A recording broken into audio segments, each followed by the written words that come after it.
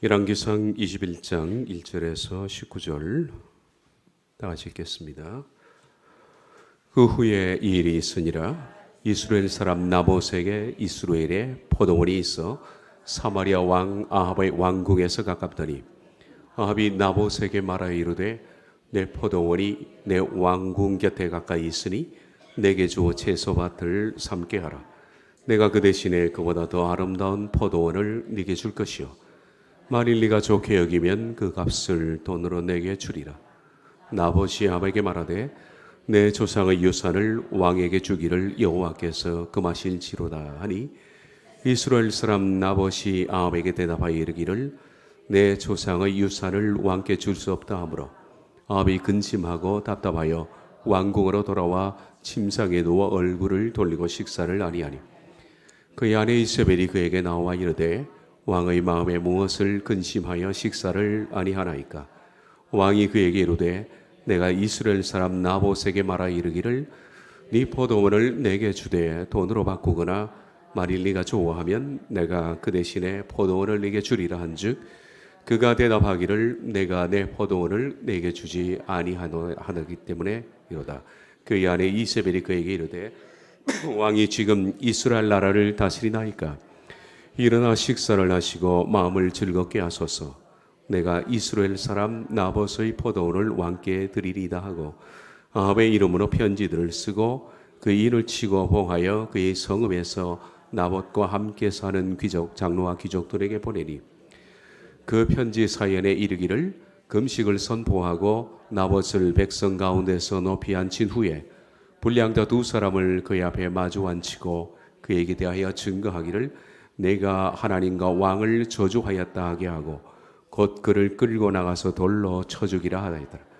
그의 성읍 사람 곧 그의 성읍에 사는 장로와 귀족들이 이세벨의 지시 곧 그가 자기들에게 보낸 편지에 쓴 대로 하여 금식을 선포하고 나봇을 백성 가운데 높이 앉히매 대불량자 두 사람이 들어와 그의 앞에 앉고 백성 앞에서 나봇에 대하여 증언하여 이르기를 나봇이 하나님과 왕을 저주하였다 하며 무리가 그를 성읍 밖으로 끌고 나가서 돌로 쳐 죽이고 이세벨에게 통보하기를 나봇이 돌에 맞아 죽었다 나이다 하니 이세벨이 나봇이 돌에 맞아 죽었다 함을 듣고 이세벨이 아합에게 이르되 일어나 그 이스라엘 사람 나봇이 돈으로 바꿔 주기를 시로하던 나봇의 포도원을 차지하소서.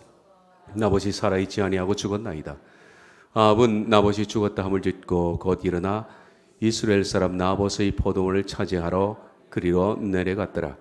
여호와의 말씀이 디셉 사람 엘리야에게 임하여 이르시되 너는 일어나 내려가서 사마리아에 있는 이스라엘 아합 왕을 만나라.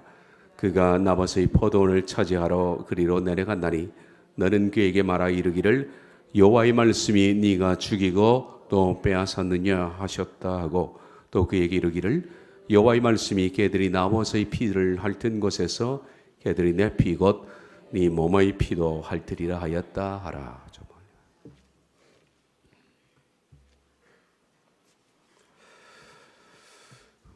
엘리야 설교가 마지막입니다. 나봇을 찾습니다라는 말씀으로 마치도록 합니다.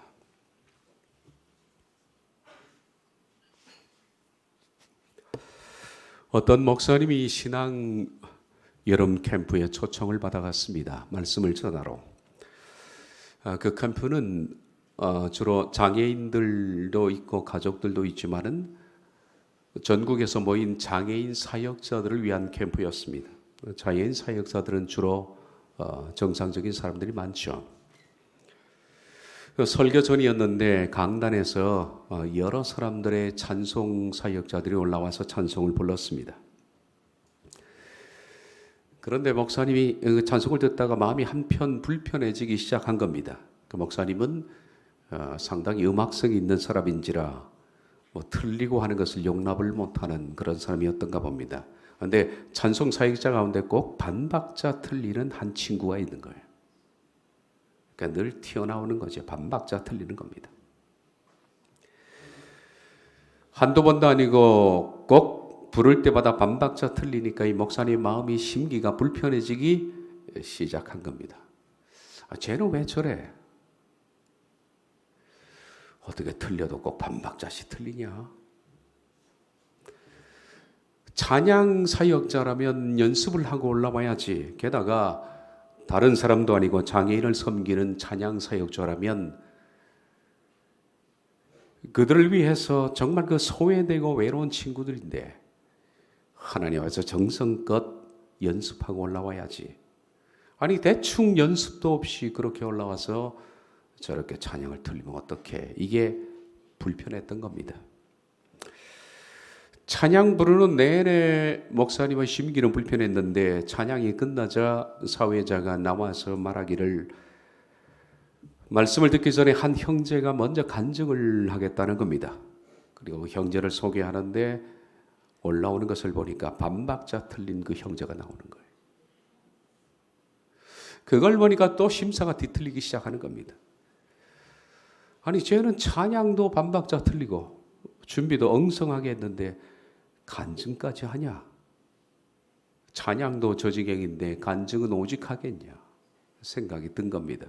그런데 그 형제가 간증을 시작하자마자 첫 마디를 듣는 순간에 그 목사님은 마치 머리를 한 대 얻어맞은 것처럼 충격을 받았습니다. 왜냐하면 그 형제가 입을 열자마자 왜 반박자 틀린지 알아차린 겁니다. 이 형제는 밖으로 보기에는 정상인처럼 보이지만은 말이 굉장히 어눌한 사람이었습니다. 그래서 말할 때는 항상 더더더더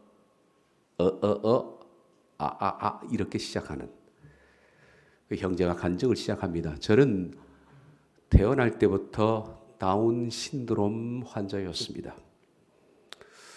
엄마가 저를 임신했을 때 주변 친척들이 다 지우라고 했지만은 엄마는 신앙이 있는 사람인지라 하나님 앞에서 절대 그러지를 못했답니다. 그래서 제가 태어났는데 태어난 후 제가 생긴 생김새가 너무나 초라하니까 할머니가 저를 데리다가 병풍 뒤에 두셨습니다. 그리고 엄마한테 이런 얘기를 했다고 합니다. 얘야 그냥 먹이지 말고 죽게 내버려 둬라. 쟤를 어떻게 키우겠냐. 엄마는 그런 아이가 너무 가엾고 신앙적으로 그럴 수 없어서 병풍 뒤에서 데리고 와서 모유를 먹여서 키운 겁니다. 아이는 자라면서 주변 상황이 너무 힘든 그런 여러 가지 일들을 겪어야 했습니다. 행동도 부자연스럽지, 말도 그렇게 더듬지, 그리고 전화가처럼 보이니까 동네 아이들이 넘어뜨리고 주먹으로 때리고 침뱉고 욕하고 그런 것들이 일상이었습니다. 그 형제의 간증은 계속됩니다. 제가 이렇게 성장할 수 있었던 것은 엄마의 사랑과 기도 덕분이었습니다. 엄마는 저를 얼마나 사랑했는지, 그리고 엄마는 새벽 기도 때마다 항상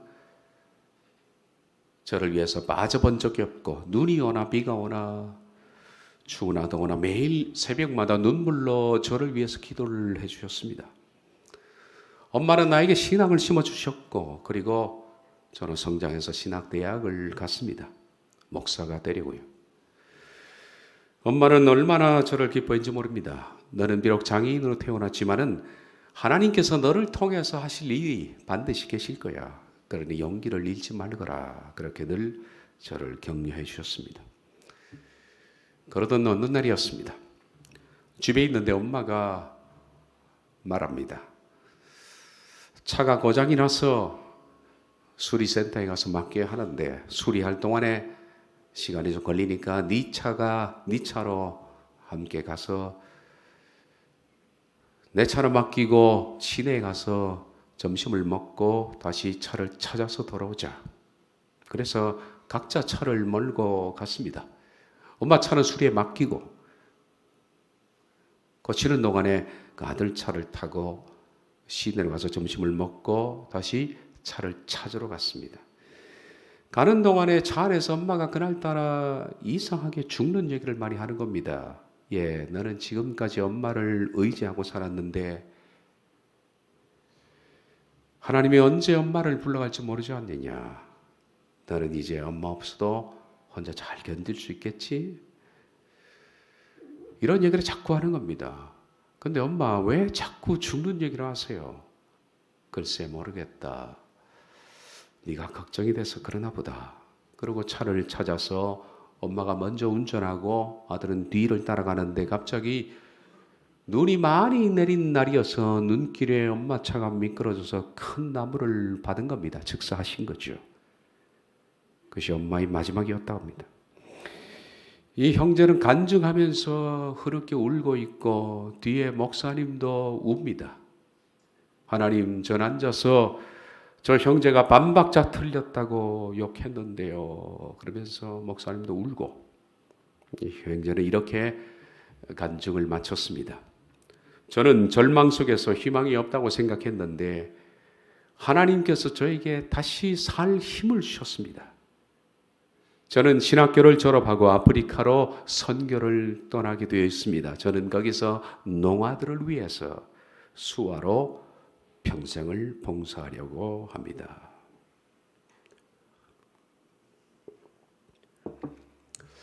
이 세상에는 이 친구처럼 반박자 틀린 사람들이 참 많이 있는 것 같습니다. 반박자 틀리는 사람들.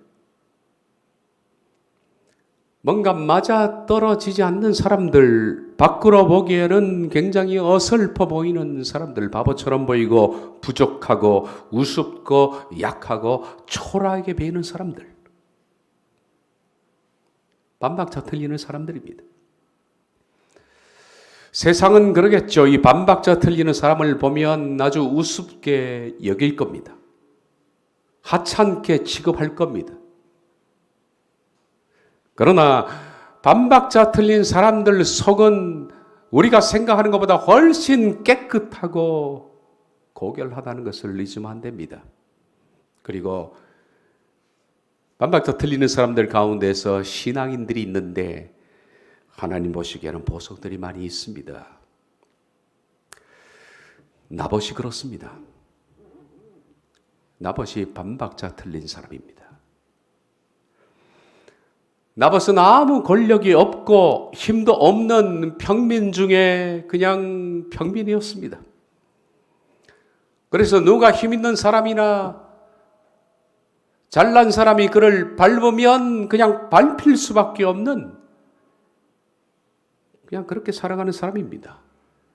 어느 날 왕이 이 나봇을 밟았습니다.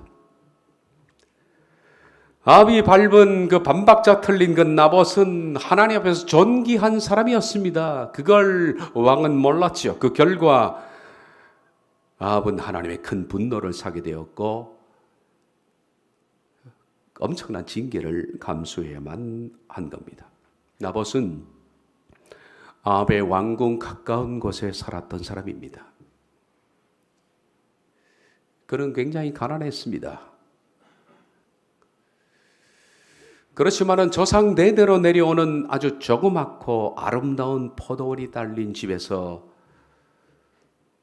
스스로 만족하며 하나님을 경외하며 살았던 사람입니다. 어느 날 아합이 지나가다가 나봇의 포도를 보고 그걸 갖고 싶어서 병이 난 겁니다. 참 이해가 불가한 일입니다. 모든 것을 가진 왕이 그 조그만한 손바닥만한 포도원에 마음을 빼앗긴 겁니다. 더 좋은 것이 많은데, 다 지 것인데 왜 그 포도원에 빠졌는지 모르겠습니다. 왕은 사람을 보내서 나봇에게 당신이 가진 포도원보다 훨씬 큰 토지를 내가 줄 것이다. 게다가 돈까지 후하게 쳐서 줄 테니까 바꾸자고 제안했습니다.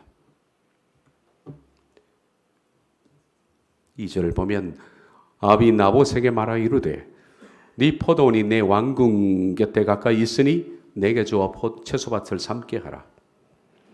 내가 그 대신에 그보다 더 아름다운 포도원을 내게 줄 것이요 만일 네가 좋게 여기면 그 값을 돈으로 내게 주리라. 아합 생각했습니다. 이런 정도의 제안이라면 나봇이 흔쾌하게 응할 줄 생각했는데 돌아오는 답변은 노였습니다. 정말 의외였습니다. 의입니다. 아무 힘도 없고 돈도 없는 그가 감히 일국의 왕의 제안을 단칼에 거절한 겁니다. 이로 인해서 왕은 너무 자존심이 상했습니다. 그래도 왕인데 내가. 뿐만 아니라 그럴수록 나봇의 포도원에 대해서 애착이 간 겁니다. 그는 포도원을 사랑해서 상사병에 걸렸습니다. 그리고 왕은 시금을 전폐하고 알아 누웠습니다. 이스라엘 사람 나봇이 아합에게 대답하여 이르기를 내 조상의 유산을 왕께 줄 수 없다 하므로 아합이 근심하고 답답하여 왕궁으로 돌아와서 침상에 누워 얼굴을 돌리고 식사를 아니하니. 이해 불가합니다. 어쨌든 왕이 갑자기 식음을 전폐하고 알아 눕자 아내 이세벨이 왕에게 그 사유를 묻습니다. 그 얘기를 듣는 순간에 이세벨은 박장대소를 합니다. 아니 그깟 간단한 문제를 당신은 머리를 싸고 헤맵니까? 당신이 왕 맞습니까? 내게 맡기십시오. 그리고 이세벨이 이 문제를 해결하는데 마치 식은 죽을 먹는 것처럼 너무 손쉽게 이세벨은 이 문제를 해결했습니다. 그것은 정치적 술수를 동원해서 그 나봇 나쁜 놈으로 만들고 권력으로 그것을 빼앗으면 되는 겁니다. 아주 간단한 일이지요. 7절부터 10절을 보면 그의 아내 이세벨이 그에게 이르되 왕이 지금 이스라엘 나라를 다스리시나이까? 일어나 식사를 하시고 마음을 즐겁게 하소서. 내가 이스라엘 사람 나봇의 포도원을 왕께 드리이다 하고 아합의 이름으로 편지를 쓰고 그 일을 치고 봉하여 그의 성읍에서 나봇과 함께 사는 장로와 귀족들에게 보내니 그 편지 사이에 이르기를 금식을 선포하고 나봇을 백성 가운데 높이 앉힌 후에 불량자 두 사람을 그의 앞에 마주 앉히고 그에게 대하여 증거하기를 네가 하나님과 왕을 저주하였다 하게 하고 곧 그를 끌고 나가서 돌로 쳐 죽이라 하였더라. 참 간단한 일입니다. 너무 쉬운 일입니다. 정치적 술수와 그리고 권력이면 다 됩니다. 아주 간단합니다. 그것만 있으면 그냥 누구든지 죽이고 빼앗을 수가 있는 겁니다. 이세벨은 편지를 한 통 써서 나봇이 사는 성읍의 장로들과 귀족들에게 편지를 보냈습니다. 편지 내용에는 그런 것이 있겠죠. 여기 나와 있지 않지만 만약 내 말을 따르지 않으면 당신들 큰 화를 입을 테니까 각오해라 라는 식으로 협박도 들어있었을 겁니다. 편지 내용은 그것입니다. 나봇의 포도원을 어떤 이유든지 국가에 귀속시켜야 하겠다. 그러니 당신들이 몰래 불량배 두 사람을 사라. 성경에는 두세 증인이 있어야 된다고 그랬으니까 참 성경대로 사는 여자입니다. 하나님 말씀대로 사는 여자죠. 두 명의 증인을 사서 그 증인들이 사람들에게 나봇이 하나님을 저주하고 왕을 저주했다. 사형죄죠. 그렇게 증언하라고 한 겁니다. 그 성읍의 장로들과 귀족들이 이세벨이 시키는 대로 두 불량배를 돈을 주고 매수했습니다. 그리고 마을 사람들을 다 모이게 했습니다. 북한식으로 인민재판이 벌어진 겁니다. 나봇을 그 가운데 앉히고 두 증인이 저 사람이 하나님을 저주하고 왕을 저주했다라고 거짓 증언을 해서 그 자리에서 동네 사람들이 돌을 들어서 저런 몹쓸 인간 나봇을 쳐 죽인 겁니다. 투석형으로. 나봇이 죽자 나봇의 포도원은 자연적으로 국가에 귀속이 되었고 아합의 것이 되었습니다. 참 뛰어난 권모술수와 힘입니다. 이 세상에는 지금도 이세벨처럼 권모술수와 권력의 힘을 이용해서 힘없는 백성들을 그렇게 압제하고 빼앗는 경우는 그때나 지금이나 그럴 겁니다.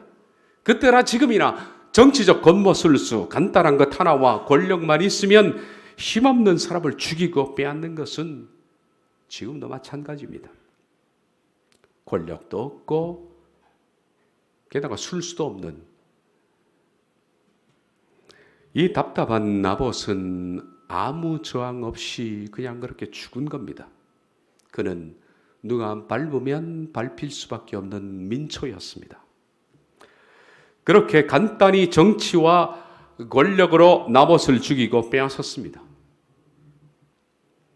나봇은 자신의 포도원을 빼앗겼고 마을 사람들은 생각하기를 하나님을 저주하고 왕을 저주한 나봇은 사악한 인간이다 라고 생각을 한 겁니다. 그 뒤에 어떤 정치적인 음모가 있었는지는 사람들에게는 숨겨진 얘기입니다. 그렇게 스토리는 끝났습니다. 이세벨에게 통보하기를 나봇이 돌에 맞아 죽었다 나이다 하니 이세벨이 나봇이 돌에 맞아 죽었다 함을 듣고 이세벨이 아합에게 이르되 일어나 그 이스라엘 사람 나봇이 돈으로 바꿔주기를 싫어하던 나봇의 포도원을 차지하소서. 나봇이 살아있지 않고 죽었나이다. 아합은 나봇이 죽었다 함을 듣고 곧 일어나 이스라엘 사람 나봇의 포도원을 차지하러 그리로 내려갔더라. 이것이 세상사입니다. 이것으로 모든 것이 끝났을까요? 다 끝났을까요? 되게 세상사는 다 그렇게 끝나버리죠. 사람들은 그렇게 생각합니다. 나쁜 사람이다. 법을 어긴 사람이다 라고 생각하지만 이 세상에는 겉모술수로 그렇게 된 사람들이 많이 있습니다. 세상사는 이렇게 끝날지 몰라도 그러나 그 세상사 뒤에 하나님의 역사가 부록처럼 붙어 있다는 것을 사람들은 잘 모릅니다. 세상사는 끝나도 하나님의 역사는 아직 끝나지 않았습니다. 하나님은 선지자 엘리야를 보내서 아합에게 하나님의 역사를 그에게 설명을 해 주십니다. 여호와의 말씀이 디셉 사람 엘리야에게 임하여 이르시되 너는 일어나 내려가서 사마리아에 있는 이스라엘의 아합 왕을 만나라. 그가 나봇의 포도원을 차지하러 그리로 내려간다니 너는 그에게 말하 이르기를 여호와의 말씀이 네가 죽이고 또 빼앗았느냐 하셨다고 또 그에게 이르기를 여호와의 말씀이 개들이 나봇의 피를 핥던 곳에서 개들이 내 피 곧 내 몸의 피도 핥으리라 하였더라. 자, 무서운 저주입니다. 그리고 이 저주의 말씀은 다음 장인 열왕기상 22장에 그대로 됩니다. 이 사건 이후로 아람과의 전투가 벌어졌는데 이 전투에 아합 왕이 참가를 했다가 화살 하나가 빗맞아 날아오는 것에 관통을 했습니다. 그리고 그는 중한 부상을 입고 병거를 타고 오다가 나봇의 포도원 근처에 왔는데 거기서 마을 사람들이 나봇을 나쁜 놈이라고 돌을 쳐 죽인 그 장소, 그래서 그 시체를 거리에 방치했는데 지나가던 개들이 그 시체의 피를 핥았던 그 장소에서 그는 쓰러져 죽었고 마찬가지로 개들이 와서 아합 왕의 피를 핥은 역사가 다음 장에 나옵니다. 하나님의 역사는 아직 끝나지 않은 거죠.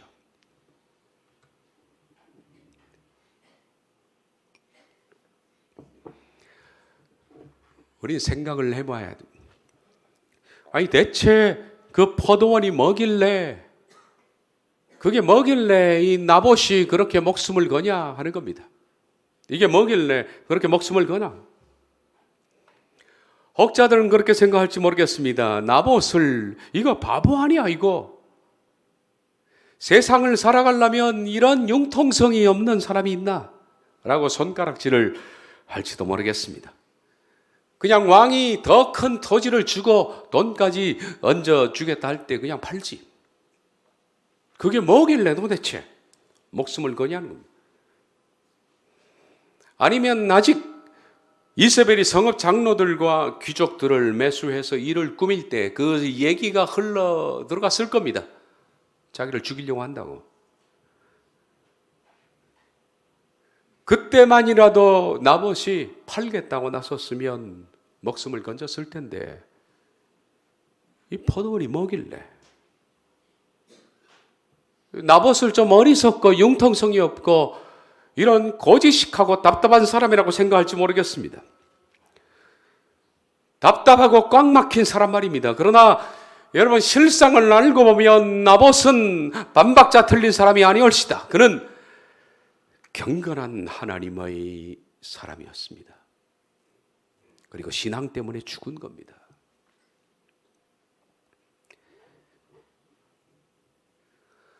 아합이 나봇에게 말하기를 큰 땅과 호환 돈을 줄 테니까 네 포도원을 내게 팔라 했을 때 나봇이 대답했던 말입니다.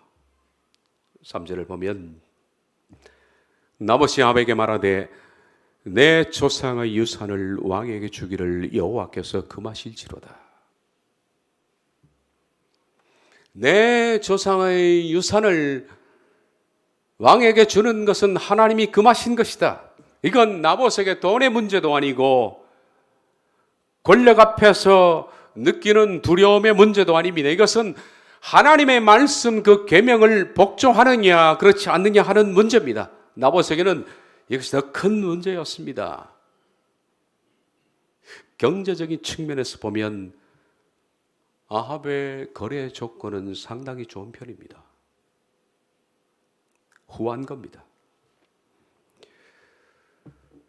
더 큰 것을 주겠다는데 동시에 돈도 주겠다는데 게다가 그렇게 왕의 청을 들었으면 왕에게 그는 개인적으로 친분을 맺을 수 있는 왕의 허위를 살 수 있는 저로의 찬스입니다.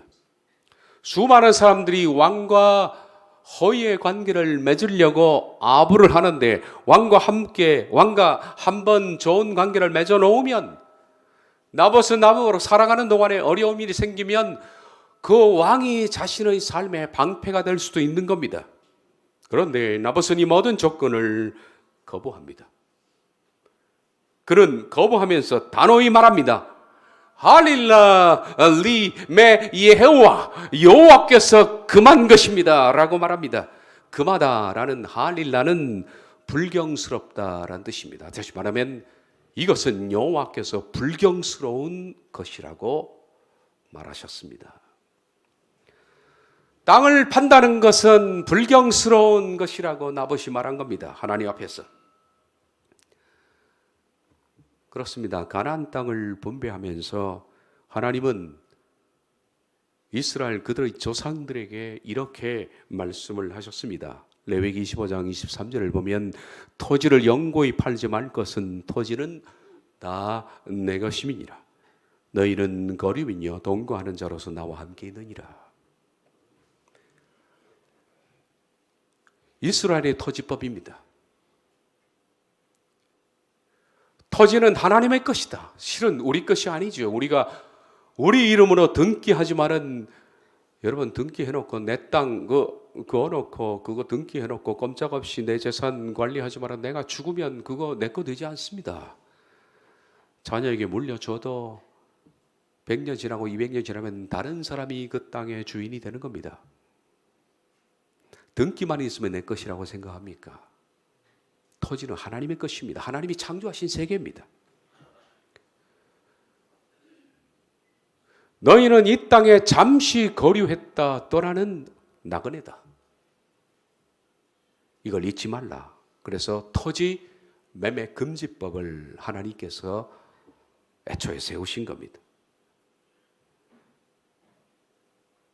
그래서 토지를 파는 것은 여호와의 계명을 어기는 것이고 할릴라 곧 불경스러운 일입니다.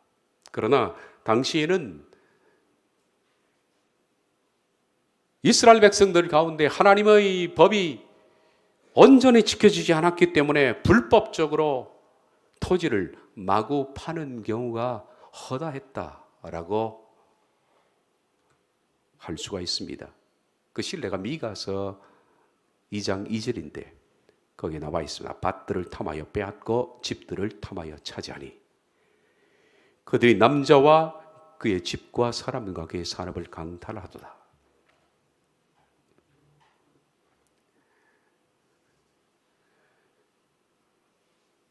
밭들을 탐하여 빼앗고 집들을 탐하여 차지했다라는 것은 불법적으로 차지했다라고 KGB는 번역합니다. 불법적으로 차지했다. 그건 법을 어긴 겁니다. 그런데 이런 일들이 비일비재한 겁니다. 비일비재한 겁니다. 그러니 그 시대에 이런 일들이 흔하게 있었으니까 여호와의 계명은 제대로 지켜지지 않았고, 아합도 생각하기를 돈 주면 남의 토지도, 하나님 계명은 중요한 것도 아니고 남의 토지도 살 수 있고 빼앗을 수 있다라는 생각을 갖게 된 것이고, 성읍 사람들도 그건 그렇게 흘러가는 사회 간습이야 그렇게 생각한 겁니다. 그러므로 아합의 죄화는 하나님의 계명에 대해서는 분명히 불경스러운 것은 맞습니다. 그러나 지금 이 시대에 사람들이 그렇게 다 하지 않습니까? 나봇은 아합 왕의 제안에 이렇게 생각할 수 있는 겁니다. 합리화를. 그거는 내 조상 때 있었던 일이고 지금은 시대가 달라졌어. 주변에 보니까 많은 사람들도 다 계명들 어기고 땅을 팔고 사고 그러는데 내가 왕이 제안한 것인데 무슨 내가 힘이 있겠어. 어떻게 생각하면 이것은 하나님의 복일지 몰라. 가난하게 사는 나에게 하나님께서 한번 부하게 살아보라고 내리신 복의 기회일지도 몰라. 이렇게 합리화합니다. 보통 사람들은 복권에 당첨하고도 감사 헌금을 하는 사람을 봤으니까. 마을 사람들은 이 바보 같은 나봇, 이 나봇을 어떻게 봤을까요? 저런 바보가 있나? 바로 나봇은 반박자 틀린 사람입니다. 고집만 세고 어리석은 그런 나봇은 반박자 틀린 사람 맞습니다. 그러나 실상 그의 삶을 열고 그의 스토리를 들어보면 나봇이야말로 어떤 협박이나 부의 유혹 앞에서도 하나님의 계명을 어기지 않으려는 강직한 고집쟁이 신앙이었다라는 것을 우리가 알 수가 있는 겁니다. 어리숙하게 보이나 그 속은 강직한 신앙이었습니다. 여러분은 하나님께서 말씀하신 엘리야에게 네가 알지 못하지만 남겨두신 7,000명이 있다 라고 했던 7,000명 가운데 두 번째 사람을 여러분은 본 겁니다. 나봇은 7,000명 가운데 우리가 알고 있는 두 번째 사람입니다. 첫 번째 사람은 여러분이 만나보셨죠. 그것은 그 당시 아합 왕국에 있었던 국내 대신 오바다였습니다. 기억나십니까? 그것이 바로 첫 번째 사람이었습니다. 이세벨이 여호와의 수많은 선지자를 죽일 때 그 오바댜가 선지자 100명을 50명씩 나누어서 살려줬는데, 그것은 아마 갈멜산 근처에 석회 동굴이 2,000개 이상 된다고 하니까 그 동굴에 50명씩 두 동굴에 숨겨두고 거기에 물과 떡을 공급해서 선지자를 살려냈던 국내 대신 오바댜 기억할 겁니다. 그는 이름 그대로였습니다. 오바다 야후라는 것이 그의 이름이었는데, 오바드라는 뜻은 노예처럼 섬기다라는 뜻이고 야후는 여호와입니다. 그러니까 오바드 야후라는 뜻은 여호와를 노예처럼 섬기는 자라는 뜻입니다. 그는 이름 그대로 여호와를 노예처럼 섬겼던 사람입니다. 자신의 목숨을 두려워하지 않고 하나님을 위해서 최선을 다했던 그 사람. 오바다는 아합과 이세벨이 사는 궁궐의 국내 대신 지금으로 말하면 청와대 비서실장쯤 됩니다. 그러니까 그의 모든 동선을 다 파악하고 있는 겁니다. 아합과 이세벨이 선지자들을 몽땅 멸절하겠다라고 계획을 짤 때 그것을 미리 들은 겁니다. 그리고 선지자 100명을 빼돌렸다는 겁니다. 우리가 만난 첫 번째 7,000명 가운데 한 명을 본 겁니다. 그리고 우린 두 번째 숨겨두신 7,000명 가운데 그 사람 나봇을 만나는 겁니다. 그는 권력도 없고 힘도 없는 평민이었습니다. 누가 밟으면 그냥 밟히는 민초. 그러나 그는 하나님의 계명 앞에서는 절대 강직하고 충직한 사람이었습니다. 이런 사람들이 숨겨놓은 7,000명 뚜껑을 열면 이런 사람들이 이스라엘에 7,000명이나 있었다는 얘기입니다. 그러나 세상 사람들의 관점이 볼 때 이 7,000명은 전부 반박자 틀린 사람들입니다. 어리숙하고 바보 같은 사람들입니다. 나봇은 돈의 유혹과 권력 앞에서도 신앙적인 측면에 있어서는 그는 흔들림이 없습니다. 왕의 권력 앞에서도, 왕비의 협박 앞에서도, 성읍의 장로들과 귀족들의 모함, 그리고 성읍 사람들이 자기를 전부 나쁜 놈이라고 매도해도 그는 절대 변할 수 없는 것이 있었는데, 그것은 하나님의 계명입니다. 이것만큼은 내가 절대 목숨을 걸고 지킨다는 확고한 고집쟁이입니다. 마치 피터 아이언사이드 목사가 했던 말처럼 온 세상이 나를 반대하느냐, 그러면 좋다, 나도 세상을 반대하리라 했던 영적인 고집쟁이 말입니다. 열왕기에서는 우리가 아합에게 엘리야 스토리를 볼 때 숨겨두신 7,000명 가운데 더 이상 사람들은 나오지 않습니다. 2명만 나오죠. 오바댜 그리고 나봇입니다. 그렇지만 나머지 6,998명도 다 성경에는 기록되지 않지만 그들의 스토리를 열어보면 다 이런 분들입니다. 이 사람들이 하나님의 백성이라 그렇게 생각한 겁니다. 숨겨놓은 7,000명은 다 이런 사람들입니다. 그때나 지금이나 이들은 다 하나님의 보이지 않는 지하교회 사람들입니다. 잘 보이지 않는 곳에 있는 사람들, 사람들의 눈에 잘 띄지 않는 사람들, 사람들이 보면 그저 약하게 보이고 보잘것없어 보이는 사람들, 우습게 보이는 사람들, 반박자 틀린 그 형제처럼. 근데 반박자 틀리는 사람을 우습게 보지 마십시오. 비록 세상 사람들이 보기에는 융통성이 없고 뭐가 덜 떨어지고 어리숙하고 가난하고 형편없다 할지라도 그들 속에는 하늘의 순수함과 순결함이 있는 겁니다. 하늘의 성품으로 살아가는 사람들은 언제나 이 세상을 반박자 틀리게 살아갈 수밖에 없는 겁니다. 그래서 그들이 하나님의 숨겨놓으신 7,000명입니다. 성도는 이것이 있는 사람들입니다. 다른 것은 없어도 이 프라이드가 있는 겁니다. 세상 사람 앞에서, 돈 앞에서, 힘 앞에서 고결한 자존심을 가지고 사는 사람들이 성도입니다. 비록 세상 일에는 반박자 틀려서 뭔가 좀 엇박자를 그리니까 세상과 부조화를 이루고 어리숙하게 보일지 몰라도 하나님 앞에서는 이런 사람이 귀족입니다. 하나님의 귀족이지요. 베드로전서 2장 9절의 말씀처럼 너희는 택하신 족속이요 왕 같은 제사장이죠. 거룩한 나라요 그의 소유된 백성이니 귀족입니다. 하나님의 귀족입니다.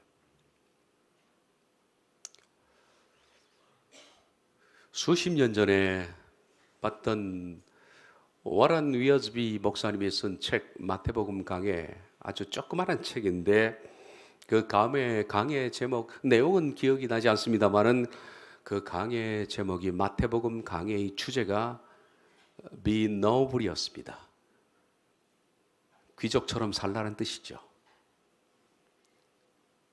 저는 마태복음의 주제로서 귀족처럼 살아라 라는 것이 참 정확한 주제라고 생각합니다.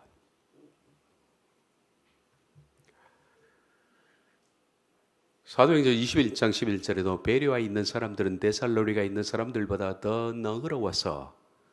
너그러워서라고 개역 개정이 번역했지만 옛날 개역 성경에는 신사적이어서라고 했는데 이 신사적이어서라는 유로게네스는 귀족적이어서라고 번역할 수 있는 단어입니다. 그렇습니다. 베레아 사람들의 성품은 더 귀족적입니다. 그래서 그들은 간절한 마음으로 말씀을 받고 이것이 그러한가요? 날마다 성경을 상고했다. 라고 말합니다. 이것이 하늘의 기적입니다.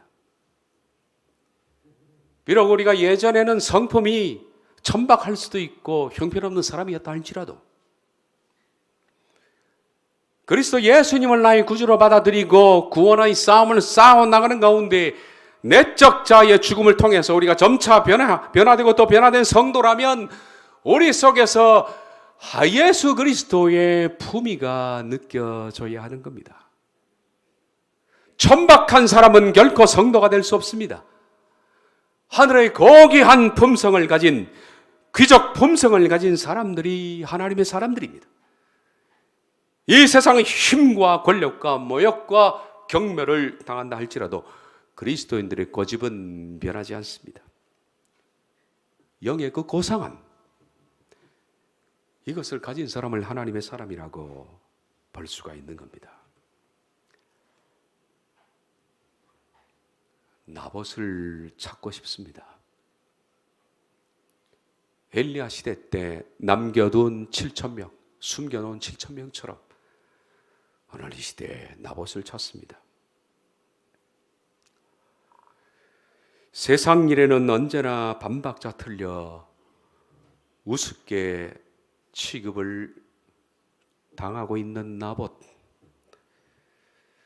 뭔가 일에 재빠르게 대응하지 못하고 응수하지 못해서 항상 이 세상의 일에는 마치 언제나 초보 운전차처럼 낯설고 서툴러서 버벅거리는 그 나봇을 찾습니다. 융통성을 발휘하면 큰 땅도 차지하고 돈도 벌 수가 있는데 언제나 이 세상사에 관심을 덜 가졌기 때문인지 아니면 어리숙했는지 반박자 놓쳐서 어리숙하게 살고 있는 그 나봇을 찾습니다. 모함을 당하고 모욕을 당하고 그리고 부당함 앞에서도 항변하지 않고 그저 그것을 당하면서 조용히 내려놓고 하늘만 쳐다보고 살아가는 나봇을 찾습니다. 그들이 바로 엘리야 시대 때 숨겨놓은 7,000명이고 이 시대에 숨겨진 7,000명입니다. 그들은 오늘 지하교회에 있는 겁니다. 잘 보이지 않는 곳에. 왜냐하면 주목할 만한 것이 없기 때문입니다. 빛나는 것도 없고 그들의 재치에서 배울 수 있는 것도 없는 겁니다. 사람들이 우습게 여길 수 있는 그런 사람입니다. 그러나 반박자 틀린 나봇을 우습게 보지 마십시오. 융통성 없고 뭔가 어리숙하게 보이는 이유는 그들이 이 세상의 뉴스에 민감하지 않고 하늘 뉴스에 민감하기 때문에 그걸 좀 못 듣고 있는 것뿐입니다. 그들이 어리숙하게 보이는 것은 이 세상에서 재치 있고 한 박자 빠른 사람이 뭔가를 차지하지만 이들은 더 중요한 그들 내면의 정결함을 쫓아 사는 사람이기 때문에 박자를 놓칠 뿐입니다. 그들 속에는 강직한 성품이 있습니다. 나봇에게는 이것이 있지 않았습니까? 사람들과 세상과 돈 앞에서 고결한 자존심. 비록 이 세상 일에는 반박자 틀린 어리숙한 사람일지라도 하나님 앞에서 고결한 삶을 사는 나봇, 그 나봇을 오늘 찾습니다. 여러분이 되었으면 좋겠습니다. 엘리야 설교를 마칩니다. 디셉 촌놈 엘리야라고 시작했던 엘리야부터 해서 그리고 마지막 어리숙한 나봇까지, 그렇습니다. 우리가 봤던 엘리야 모든 강해는 촌놈들의 행전이라 그렇게 볼 수 있습니다. 신약에 사도 행전이 있다면 엘리야를 보면서 우리가 느끼는 것은 바로 촌놈 행전이구나. 그것이 바로 하나님의 사람이구나 하는 것을 느낍니다. 기도하겠습니다.